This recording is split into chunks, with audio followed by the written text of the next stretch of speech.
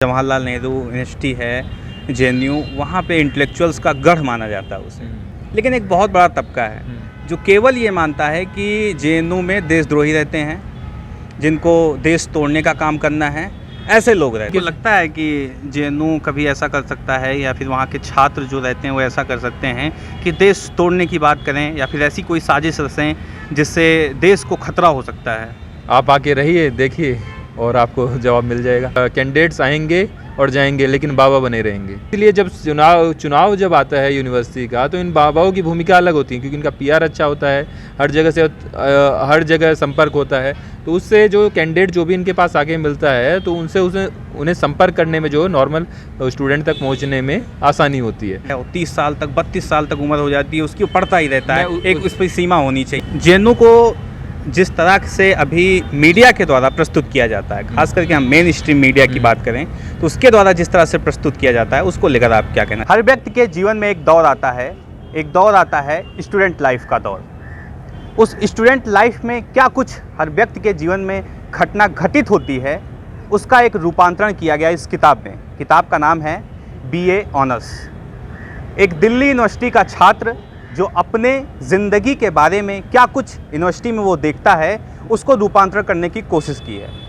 इस किताब के जो लेखक हैं हमारे साथ वो मौजूद हैं। इनका नाम है विकास सिंह गौतम जी। इन्होंने इस बुक को लिखा है, ये दिल्ली यूनिवर्सिटी से अपना ग्रेजुएशन किए, फिर वहाँ से AA किए, अभी ये जवाहरलाल नेहरू यूनिवर्सिटी में PhD कर रहे हैं। तो इनसे सारी चीज़ों को समझेंगे कि आखिर इस किताब की खासियत क्या है और ये किताब किन मायनों में अन्य किताबों से अलग है। इन सभी चीज़ों को समझा जाएगा।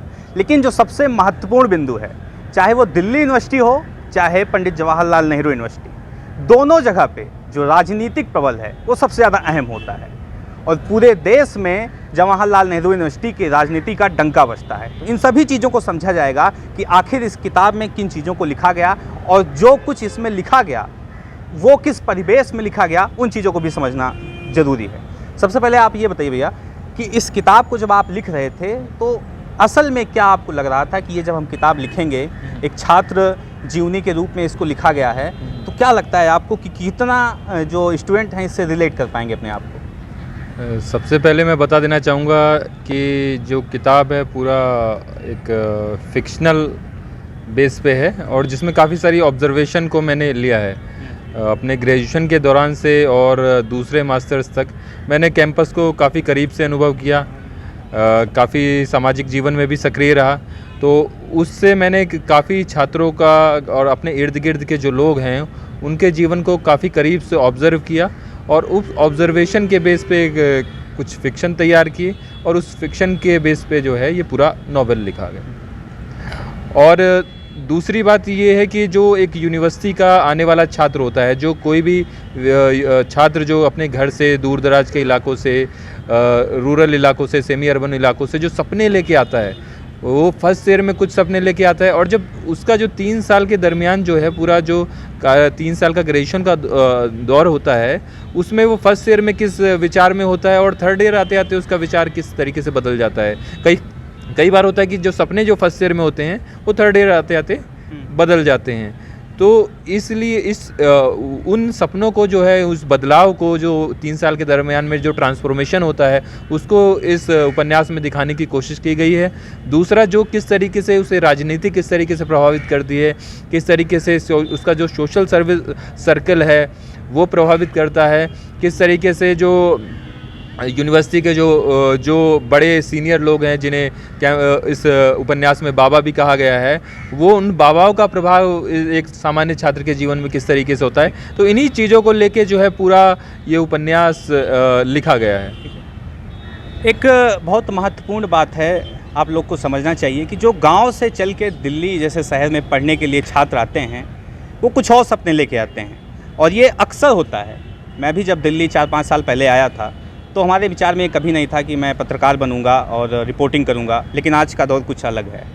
दरअसल इसका कारण क्या है कि कहीं ना कहीं जो गांव गिराम के लड़के हैं वो ज़्यादा दुनिया देखे नहीं होते। क्या ये कारण लग रहा है आपको कि यहाँ पे आने के बाद उनके सपने बदल जाते हैं? सबसे बड़ी बात, जब हम अपने घर से आते हैं, क्योंकि मैं भी एक छोटे गांव से आया हूँ उसके बाद छोटे शहर से मेरी स्कूलिंग हुई, तो वहाँ पे हमारा जो सोचने का जो दायरा होता है वो बहुत लिमिटेड होता है। जब हम दिल्ली आते हैं 1-1.5 साल के दरमियान में हमें लगता है कि अच्छा ये भी चीज़ है, ये ड्रामेटिक्स भी है, इसमें अच्छा कर सकते हैं, अच्छा गाना भी अच्छा गा सकते हैं। तो यहाँ पे मल्टी टैलेंट का जो है डेवलपमेंट होता है। इसलिए जो है फर्स्ट ईयर में हमारे उद्देश्य कुछ और होते हैं, थर्ड ईयर आते आते कुछ और उद्देश्य बदलते हैं। दूसरा जो एक बहुत बड़ा जो चीज़ जो हमारे आसपास के वातावरण में, जब हम गांव में रहते हैं या छोटे शहर में रहते हैं, तो यूपीएससी से रिलेटेड जॉब्स को लेके होती है। तो कि जिस तरीके से सरकारी नौकरी कहा जाए, हाँ सरकारी नौकरी भी नहीं, सरकारी नौकरी तो और भी हो गई, स्पेशली जो यूपीएससी के तौर पे जो नौकरी है, जैसे आईएएस हो गई या आईपीएस हो गई या ए ग्रेड की कोई भी सर्विस, उसको लेके जितना ज़बरदस्त क्रेज जो है होता है। और दिल्ली आने के बाद जो है सारे अधिकतर लोग उसी उद्देश्य को लेके आते हैं, या थोड़ा सा कम होगा, मगर तीसरे साल तक आते आते जो है उनमें से 50% 40% लोगों के ही जो है उसी फील्ड में जो है रुझान होता है, बाकी सबका कम हो जाता है। क्योंकि जो है एक हमें एक्सपोजर मिलता है, कुछ और चीज़ें कर सकें, उसके साथ साथ एक हमें पीयर जो ग्रुप है उसका भी प्रभाव पड़ता है, राजनीति का भी प्रभाव पड़ता है। तो थर्ड ईयर आते आते जो है हमारे सपने बदल जाते हैं। हाँ, कुछ लोग होते हैं जो जिस उद्देश्य के साथ आए हैं वही कर जाते हैं, कुछ लोग बदल जाते हैं, ये महत्वपूर्ण। 90% जो बच्चे होते हैं उनके जो उद्देश्य होते हैं पहले कुछ और होते हैं, और यहाँ आने के बाद कुछ और हो जाते हैं। किताब की बात की जाए तो इस किताब में जिस राजनीति का जिक्र किया गया है, मुझे जहाँ तक लगता है कि वो राजनीति हमारे समाज को दर्शाती है और हमारे समाज के नज़रिए को भी दर्शाती है। क्योंकि कैसे ये कहा जाता है कि गांव ग्राम के जो लोग होते हैं वो चंद पैसे लेकर, शराब लेकर बिक जाते हैं और वोट दे देते हैं। लेकिन दिल्ली यूनिवर्सिटी, जवाहरलाल नेहरू यूनिवर्सिटी जैसे शिक्षित लोग, यहाँ पे राजनीति का भी स्तर यही है। इसके बारे में क्या कहेंगे? क्या ये चिंता का विषय नहीं है? दरअसल क्या है ना कि मूल जो ह्यूमन का जो एसेंस है, जो मूल स्वभाव है, वो तो एक ही है, चाहे गांव हो चाहे फिर दिल्ली हो। तो जो कहा यह जाता है कि भाई हमारा जो देश है अभी बहुत ज़्यादा शिक्षित नहीं है, शिक्षित हो जाएगा तो ये कमियां सारी दूर हो जाएंगी। ये ऐसा नहीं है कि जो स्वभाव है उस स्वभाव को थोड़ा सा बदलने की ज़रूरत है। अगर हम कम भी पढ़े हैं तो भी गलत कार्य कर सकते हैं, बहुत ज़्यादा भी पढ़े हैं तो भी गलत काम कर सकते हैं। जैसे इंजीनियर होता है, नकली पुल बना देता है तो पुल गिर जाता है। तो मूल बात स्वभाव की है कि वो स्वभाव जो है, चाहे गांव हो चाहे दिल्ली का, वो स्वभाव नहीं बदलता है। तो अगर गांव ग्राम के चुनाव की बात की जाए, जी, चाहे वो विधानसभा का चुनाव हो चाहे लोकसभा का चुनाव हो, धड़ल्ले से शराब बिकती है, धड़ल्ले से शराब बांटी जाती है और मुर्गे और पैसे के नाम पे वोट मांगे जाते हैं। जी। और दिल्ली यूनिवर्सिटी की बात की जाए तो जैसे इस नॉवेल में भी कई सारी चीज़ों का जिक्र किया गया है कि कैसे सिनेमा घरों के टिकट दिए जाते हैं, बियर की बोतल दी जाती हैं, इन सारी चीज़ों पे वोट मांगा जाता है। तो जो एक चेंज आना चाहिए, उस चेंज की ज़रूरत है और चेंज वो आ नहीं रहा है। चेंज मेरा मानना है कि धीरे धीरे आएगा। जैसे लोग और थोड़ा सा और चीज़ों को ऑब्जर्व करेंगे, थोड़ा सा सोच अपनी बढ़ाएंगे और देखेंगे कि इन चीज़ों पर एक, जैसे कि एक लोकतांत्रिक देश में अगर हम बात करें कि एक अगर हमें अच्छा व्यक्ति चुनना है तो इन चीज़ों से बचकर थोड़ा जो है अच्छी चीज़ें की जा सकती हैं, अच्छे लोगों को चुना जा सकता है। तो उसे थोड़ा सा मुझे लग रहा है कि समय लगेगा और जैसे जैसे वो दिन दूर नहीं, इन सब चीज़ों से के आधार पर जो है वोट मांगना भी बंद हो जाएगा, चाहे वो गाँव हो, चाहे शहर हो, चाहे कोई बड़ा शहर हो। ठीक है। राजनीतिक रूप से दिल्ली यूनिवर्सिटी हो या फिर जवाहरलाल नेहरू काफ़ी ज़्यादा सक्रिय रहते हैं, तो कुछ आप अपने बारे में बताइए कि वहाँ की राजनीति को किस तरह से आप समझे और जो कुछ भी प्रभाव हमारे देश की राजनीति पे जवाहरलाल नेहरू की राजनीति डालती है, उसको लेकर आपके विचार क्या हैं? जो जवाहरलाल नेहरू यूनिवर्सिटी की राजनीति को आप मीडिया के माध्यम से देखते ही होंगे, और चाहे वो राइट हो चाहे लेफ़्ट हो, हर तरीके से सुर्खियों में बना रहता है।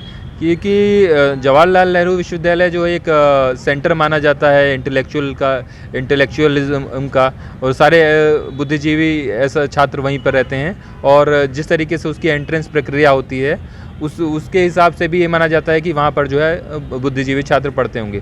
तो उनका कोई भी कार्य, कोई भी राजनीतिक कार्य, कोई भी गतिविधि वो झलकती है पूरे इस देश के मीडिया में, साथ ही साथ उसका प्रभाव भी है देश के कोने कोने में पड़ता है। आप इस बात को कह रहे हैं कि जो जवाहरलाल नेहरू यूनिवर्सिटी है, JNU, वहाँ पे इंटेलेक्चुअल्स का गढ़ माना जाता है उसे, लेकिन एक बहुत बड़ा तबका है जो केवल ये मानता है कि जेएनयू में देशद्रोही रहते हैं, जिनको देश तोड़ने का काम करना है, ऐसे लोग रहते हैं। इस पर क्या विचार है आपके? दरअसल क्या है कि कोई व्यक्ति अगर कुछ गलत बोल देता है या कोई उसका व्यक्तिगत विचार होता है, अगर उसे पूरे इंस्टीट्यूशन का विचार माने तो ये भी बात गलत है और उस बात को फैलाना भी बात गलत है।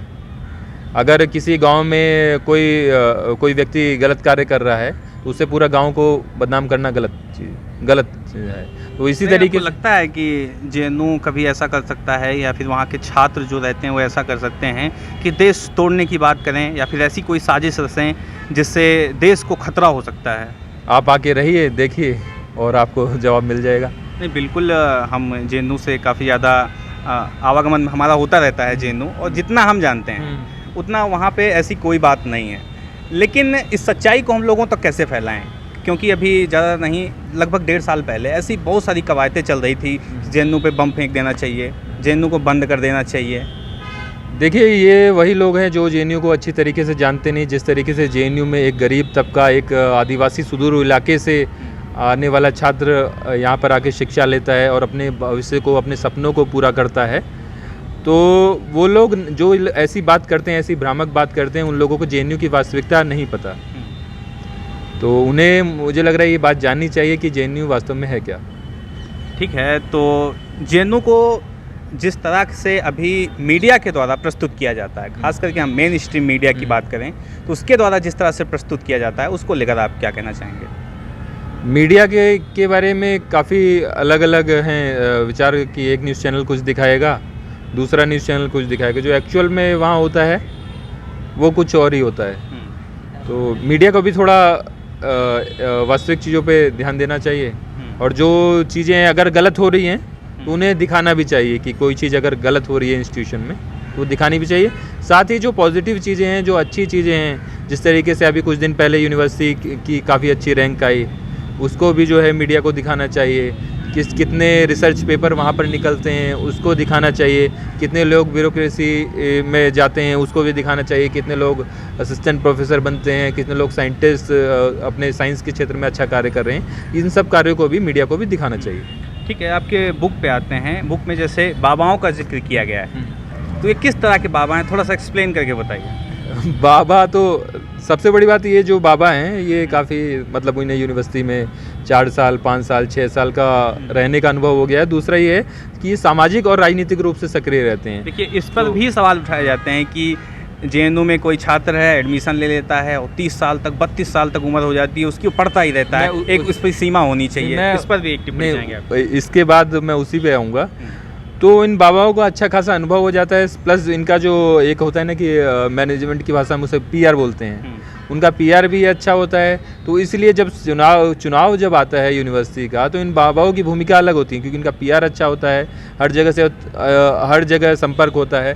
तो उससे जो कैंडिडेट जो भी इनके पास आगे मिलता है, तो उन्हें संपर्क करने में, जो नॉर्मल स्टूडेंट तक पहुँचने में आसानी होती है। तो इसलिए इन बाबाओं का रोल बढ़ जाता है। कितनी भूमिका निभाते हैं ये चुनाव के समय पर? इसके बारे में बस एक लाइन में कहूँगा कि कैंडिडेट्स आएंगे और जाएंगे, लेकिन बाबा बने रहेंगे। बाबा बने रहेंगे? हाँ, बाबा बने रहेंगे। अच्छा, अब आप इस पे थोड़ा सा बताइए कि जो ये सवाल उठाया जाता है कि 30 साल उम्र हो गई, 32 साल उम्र हो गई और अभी भी पढ़ रहे हैं, ये पढ़ने की कोई उम्र नहीं होती, ऐसा करके कई सारे सवाल उठाए जाते हैं। इस पर क्या रहेगा आपके विचार? दरअसल जो ये बात करते हैं उन्हें एक चीज़ को समझना पड़ेगा कि जब आप नॉर्मल एमए करते हैं तो 22 से 24 साल की उम्र में एमए करते हैं। उसके बाद सरकार की तरफ एनईपी में एमफिल हटा दी गई है, लेकिन पहले एमफिल भी होती थी, तो 2 से 2.5 साल वो एमफिल ले लेती थी। उसके बाद 5 साल की पीएचडी। तो अगर 26 साल तक आपने एमफिल 27 साल तक सबमिट की, उसके बाद फिर 4 साल 5 साल बाद जो है आपकी पीएचडी होगी। तो नॉर्मली 31-32 साल तक पीएचडी कोई सबमिट कर पाता है। दूसरी बात यह है कि हायर एजुकेशन में एमफिल पीएचडी के लिए कोई एज बैरियर नहीं है। तो अगर किसी का 1 साल 2 साल 4 साल गैप भी हो जाता है, उसके बाद वो एमफिल पीएचडी में एडमिशन लेता है। मान लो कि कोई कंपटीशन के एग्ज़ाम में लग गया, कोई यूपीएससी की तैयारी में लग गया, तो उससे गैप हो जाता है, वो गैप के बाद एडमिशन लेता है, तो भी जो है एज हो जाती है। मगर पढ़ने की कोई सीमा नहीं है। और सबसे बड़ी बात, जो ये लोग क्वेश्चन उठाते हैं कि इतनी एज में ही पढ़ रहे हो, तो मैं उनसे कहता हूँ कि भाई आप लोग भी पढ़ो, यूनिवर्सिटी सबके लिए खुली हुई है, आप एंट्रेंस दीजिए, आइए और यहाँ पर पढ़िए। यूनिवर्सिटी ने किसी को मना नहीं किया है कि आप मत पढ़िए। वो तो अपनी डिग्री दिखाने के लिए भी तैयार नहीं रहते हैं, कहते हैं हम डिग्री भी नहीं दिखाएंगे अपनी। दरअसल जो पढ़ा है उसे पढ़ाई का वास्तविक मूल्य पता होगा, और जो यहाँ पर मेहनत करके यहाँ पर आता है उसे पता होगा कि जेएमयू की अहमियत क्या है। जैसे कि मैं खुद का एग्जांपल लेता हूँ, मैंने खुद भी जो है 4 बार एंट्रेंस दिया, तो 5वीं बार में जाके एडमिशन हुआ। ठीक है, तो ये जो बुक है BA ऑनर्स नाम है इसका, ये बुक आपको फ्लिपकार्ट, अमेज़ॉन कहीं पे भी मिल जाएगी, लेकर आप पढ़ सकते हैं। मैं अपना पर्सनल अनुभव अगर आपके साथ साझा करूं तो ये बुक पढ़ने के बाद खुद मुझे अपने कॉलेज लाइफ की जो पूरी लाइफ है वो याद आना शुरू हो गई थी। आपको भी काफ़ी ज़्यादा इन्जॉय होगा इस किताब को पढ़कर। इसके साथ कुछ आखिरी टिप्पणी करना चाहेंगे इस बुक को लेकर? इस बुक को लेकर मैं यही कहना चाहूँगा कि आप इस बुक को एक बार पढ़ें, और जो एक होता है कि एक काफ़ी सारे भ्रम रहते हैं कि जब हम शुरुआत में आते हैं तो उन शुरुआती उद्देश्यों को लेके भी काफ़ी भ्रम रहते हैं, हमें अनअवेयर रहते हैं। जब आप यूनिवर्सिटी में आएंगे तो आपको 10 तरह की चीज़ें और पता चलेंगी। आप हो सकता है कि आप जो है एक अच्छे वकील बन सकते हैं, एक अच्छे जज बन सकते हैं, एक अच्छे पत्रकार लेखक जैसा कि आप बन गए हैं वो भी बन सकते हैं। तो एक मल्टीपल जो है रास्ते यहाँ पर खुल जाते हैं। तो इसलिए मेरा ये कहना है कि यूनिवर्सिटी सिर्फ एक ही या 2 उद्देश्य के लिए सीमित नहीं है, इसका जो है विभिन्न उद्देश्य के लिए और अपने सपनों को साकार कर सकते हैं, सिर्फ 1-2 तक सीमित नहीं। बहुत बड़ा भ्रामक फैलाया गया है गांव गिराम में कि BA करना ही था तो यहीं से कर लेते, दिल्ली जाने की क्या ज़रूरत थी। उसकी अहमियत थोड़ा सा बता दीजिए कि यहाँ BA करने का क्या मतलब है और गाँव से करें BA तो उसका क्या मतलब होता है? बिल्कुल सही बात पूछी आपने, और मैं कई लोगों को बताता भी हूँ कि अगर यहाँ पर आप BA एक नॉर्मल आपका BA गांव से भी हो जाएगा, आपको जाने की ज़रूरत नहीं पड़ेगी, पेपर देंगे हो जाएगा। मगर यहाँ पे BA करने का मतलब आप जो है एक लाइफ को सीखते हैं, आसपास के वातावरण को सीखते हैं, 10 तरह की ऐसी नई चीज़ें सीखते हैं जो आपको जीवन में काम आएंगी। तो एक होता है कि अगर यहाँ का नॉर्मल BA किया हुआ बंदा बाहर के MA से भी ऊपर रहेगा, क्योंकि उसे इतनी नॉलेज हो जाती है आसपास रह के, आसपास की सराउंडिंग से वो हर तरीके के लोगों से मिलता है, हर एरिया के लोगों से मिलता है। आप नॉर्थ ईस्ट के लोगों से मिलेंगे, साउथ इंडिया के लोगों से मिलेंगे, तो आपका जो लिमिटेड सर्कल है वो हट जाएगा, आपका जो सोचने का नज़रिया है वो बदलेगा। और एक जो कहते हैं ना कि दिल्ली एक मिनी इंडिया है, तो आपको वो मिनी इंडिया का जो आभास है वो यहाँ पर हो जाएगा। ठीक है, बहुत बहुत धन्यवाद विकास गौतम जी। तो इस वीडियो को लेकर आपकी राय क्या है?